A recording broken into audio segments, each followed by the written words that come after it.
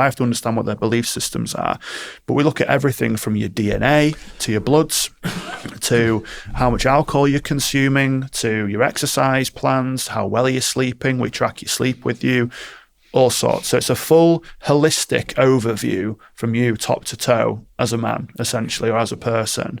And then we help you make your life better. It's not a cookie cutter approach. We don't tell anybody what they have to do. We've got clients that, we've got professional athletes that we work with. Their life is very different to the CEO of X company. That CEO might have 5,000 employees. The other CEO might have 5 employees. It doesn't matter, but I have to dive into your world and I have to understand you to be able to help you. So the benefits of it can be weight loss, can be newfound confidence, can be you're more present with your family. It can be that your career is now booming. It can be that your business has 5x'd its revenue. Everyone's got different outcomes depending on their scenario, but those are just some of the examples. Now, you don't stand for nonsense and you make a virtue of that. Just tell us a little bit why you take a stance on that, and what does that mean for the business? We're teaching people every day as human beings on other people how to treat us. So if a client emails me at 10 p.m. and let's say I'm still up, I usually go to bed around 10, and if I see the email and I respond to the email at 10:05, I've just communicated to that client it's okay to email me at 10 p.m. Or not only that, you'll get a response. So they can email or message me on WhatsApp whenever they like. We say you can message us 24/7, but you won't get a 24/7 response. I'll respond as quickly as I possibly can. And everyone understands that, because if somebody, I call it clearing. If you've got something in your head, once you're in your head, you're dead. You have to get it out. So I always encourage people to send me voice notes if they're going through a challenge. Verbalizing it in a judgment-free zone is one of the most therapeutic things that people can do, because usually when we do it to our partners or to our children or to our friends or our boss or whatever, we get judged or we get fixed, even if it's subconsciously, maybe not outwardly. I'm not going to judge anybody for what they say to me, anything. And I've heard it all, right? I've worked with it all. So back to the point though, if a client is, really miserable, really struggling, they might send me a 3 or 4 minute voice note. I'll acknowledge it. Sometimes I might go, thanks for sending this, mate. I'll come back to you tomorrow. Or sometimes I might just not respond, or it might be on airplane mode.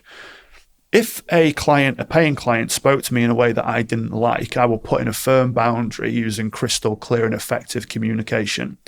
So this happened literally just a couple of weeks ago. You need to do this or else da-da-da-da-da. I said, look, first and foremost, I don't take kindly to threats. And I found what you said very disrespectful. That was it. I didn't need to go on and on and on and on. I just let them stew and sit in that. And they sent another message back. They're clearly in that sort of inner child mode, irrational, emotional, aggressive. I was just like, you can say what you want at this point.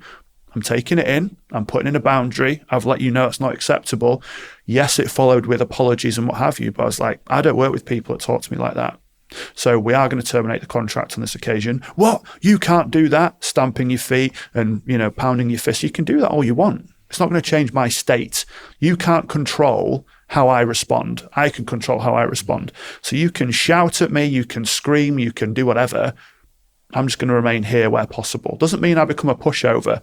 Quite the opposite. It's quite a stoic approach.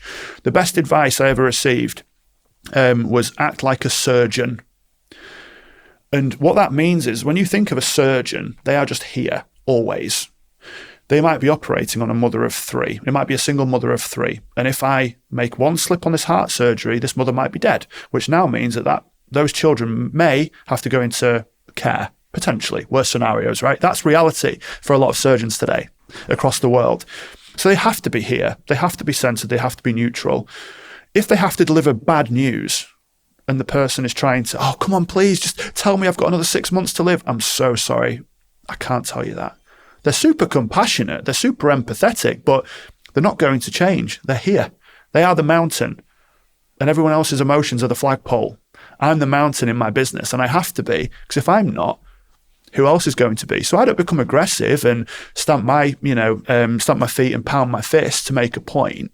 I don't have to do that. I can just calmly explain to them that I'm not going to tolerate that, because I will speak to everybody with the utmost respect. And I don't believe in the notion of speak to people how you'd like to be spoken to. I speak to people how they want to be spoken to. So I do work with some very direct CEOs. I speak to them in a direct manner, not disrespectful manner, but just to the point. Be like, Adam, what do I need to do? You need to do this. Great, thank you. Move on. Other people like, Adam, I don't know what it is. I'm just really down today. And if I go, look, mate, you need to do this, I'm going to break rapport. So I can still remain respectful of how they are in that moment and say, that's okay. So just listening to you, you're talking about your own position. There's clearly a lot of psychology. I'm not saying for a moment you've got a degree or anything, but you clearly use a high degree of psychology in your own thinking, and presumably, therefore, that is something you impart on your clients. Yeah. Let's say I'm a man. I am a man over 40. Let's not deny. But let's say I'm a man over 40 and I come and see you. You're going to do an assessment on my background, my lifestyle. You're probably listening to key communicators as to how I take information, how I give information. Just take me then through that process, what you would then do with someone like me. Sure. So I need to ask first rather than tell. I'd be saying, let's break it down into 4 areas. This is mainly, not for everybody, but usually it's mindset, mental health, internal health and body, career and finances, relationships. I'd say those 4 bases cover most areas of our life. So tell me about where you're out of 10 right now for your body. I'd like to lose a bit of weight. I'm generally quite healthy though. I've had my bloods done recently. Okay. But I'd like to lose a bit of weight and get a bit fitter. No problem. What would you mark it out of 10? 6. Fantastic. We'll come back to that. Mindset, mental health. I'm really anxious at the moment. What's causing the anxiety? Well, my business is, they tie together. I'll come back to that in a second. What's making you anxious about your business at the moment? Oh, well, it's this and it's that and it's the other. I've got these challenging clients, or we're not getting enough revenue through the door, da-da-da-da-da. No problem. So would you say that's affecting your sleep? Yeah. Would you say that's therefore affecting your energy? Yeah. Would you therefore say that it's accurate to assess that you're probably not exercising as much because of that? Yeah. Okay. So I've got a link now from not exercising to anxiety, because the anxiety is causing poor sleep and so on. How are your relationships? Couldn't be better. Fantastic. We'll mark 10 for that today. And what about this? You touched on your business. So then I can look at everything and just go, right, these today, because I want to meet you where you're at today, because your relationship in 2 weeks might be terrible. You might be fighting with your partner over X, Y, and Z, right? So we just look at like a marking system first and foremost, and then we can start to understand things. So if you said to me, I am arguing with my partner all the time, when did you first notice this became a problem for you? Oh, I'd probably say about 6 months ago. 6 months ago. What happened 6 months ago? Well, she lost her job. It's caused a lot of friction. Yeah. Okay. So it's just discovering, some people have this perception of coaching that I'm going to be the preacher, when in actual fact, I'm a detective.